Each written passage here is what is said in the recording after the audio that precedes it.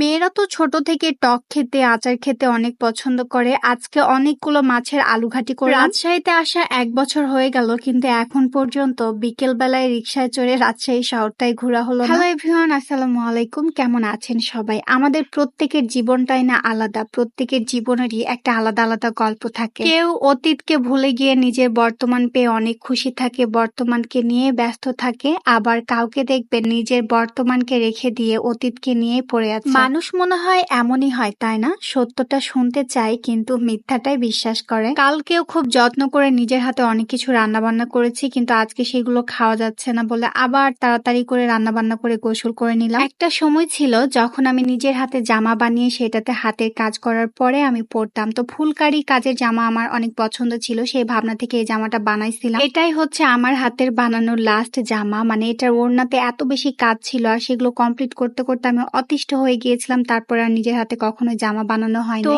এই মাছের মাথাগুলো দিয়ে আজকে আলুঘাটি বানাবো। মানে ওই যে পচা মাছ ছিল, আমি ফ্রিজে রেখে দিয়েছিলাম অনেকগুলো প্যাকেট করে, তো আর খেতে পারছি না, তাই আজকে যতগুলো ছিল সবগুলো বের করে নিয়েছি আর সবগুলো দিয়ে আজকে আলুঘাটি বানাবো। অনেকগুলো আলুও সিদ্ধ করতে দিয়ে দিয়েছি, মানে অনেকগুলো মাছ তাই অনেকগুলো আলু। একদিন রান্না করলে আমি জানি এটা দিয়ে আমাদের ২-৩ দিন হয়ে যাবে। তো আমি মশলা সবকিছু রেডি করে রেখেছিলাম আর আজকে মশলা একটু বেশি করে অ্যাড করেছি, জানো খাইতে একটু ভালো লাগে। তো আমরা সরিষার তেল দিয়ে রান্না বান্না করি, এই জন্য মশলা কষানোর সময় ফেনা ফেনা হয়ে যায়। মাছের মাথাগুলোকে বেশি করে ভেজে নিয়েছিলাম, তারপরে এটাকে ভালো করে কষিয়েছি। মানে এই মাছটাকে আমি প্রায় ৪০ মিনিট মতো কষিয়ে তারপরে আলু দিয়ে আবার কষিয়ে রান্না করেছিলাম। খেতে ভালো হয়েছিল। তবে এইটা রান্না করার পরে এটার ফাইনাল লুক যেটা হয়েছিল সেটা আমি ভিডিও করতে পারি নাই, সরি গাইস। আলু দিয়ে মাছ ঘাটি তো কালকে রান্না করেছিলাম, কিছুটা খেয়েছি আর বাকিটা ফ্রিজে রেখে দিয়েছি। যেদিন রান্না বান্না করতে পারবো না সেদিন ওটা বের করে আবারও খাবো। তো আজকের জন্য রান্না করেছি ডিমের ভুনা, আলু ভর্তা আর ডাল। আমার মায়ের হাতে রান্না করা মুসুরের ডাল খেতে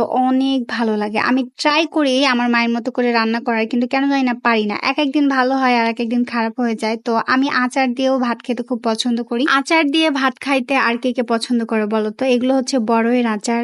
আমি আচার খাইতে পছন্দ করি, এদিকে আমার ছানাও আচার খেতে আমার থেকেও বেশি পছন্দ করে। মানে আমি তো ভাত দিয়ে খাই, সে এমনি এমনিই খায়। ওর আচার খাওয়া দেখলে আমার ছোটবেলার কথা মনে পড়ে যায়। আমার দাদি অনেক ভালো আচার বানিয়ে রাখতো আর আমরা, মানে আমি, আমার কাজিনরা সবাই চুরি করে খেতাম। মানে আমার দাদি কিছুতেই তার আচারের ভাগ কাউকে দিত না, যদিও একটু দিত সেটাতে আমাদের মন ভরতো না, পেটও ভরতো না। তো আমরা পরে চুরি করে খেতাম। আমার অনেক ইচ্ছা ছিল রাজশাহীতে রিক্সায় করে বিকেল বেলায় ঘুরবো, কিন্তু সেই ইচ্ছাটা আমার ১ বছর হয়ে গেল আসা, তারপরেও পূরণ হলো না। জানি না সামনে কখনো হবে কি। কালকে এক আপু বলেছিল যে আপু তুমি ভিডিও একটু বড় করে বানাও, তো আজকে একটু বড় করে বানালাম। সবাই ভালো থাকেন, আল্লাহ হাফেজ।